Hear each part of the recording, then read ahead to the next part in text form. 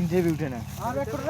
এই সৈকতদা, আপনি তো মাছ পান নাই না, তার উপরে মানুষের ভুট্টে চুরি করে খাইতেছেন, এখন আপনি এই সম্বন্ধে কি করছেন?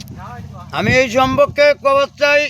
আমিও তো এককালে কৃষি লোক ছিলাম। হ্যাঁ, তা মনে করেন অপরের আবাদ আমার আবাদ এক। আচ্ছা আমি তুলি নিয়ে খাইতে পারি, আচ্ছা, তাতে এইরকম শক্তি হয় হ্যাঁ, পুড়ে। সেই শক্তি হয়। ইয়েস। আর মাছ যে পান নাই এই সম্পর্কে কি করবেন? মাছ পাই নাই, ভাগ্যে ছিল না তাই পেলাম না। মাছটা যে আপনাকে ফেলে দিয়ে গেল, হ্যাঁ, তখন আমি চিৎ ফাটার হয়ে আগ পাকে পড়ে গেলাম, কিন্তু মাছ পাইলেন না। মাছ পাইলাম না।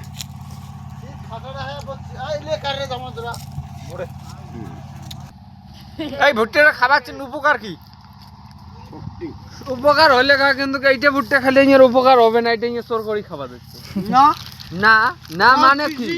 ওরাও কৃষি লোক, আমিও কৃষি। না তুই তো মাছুয়া লোক না।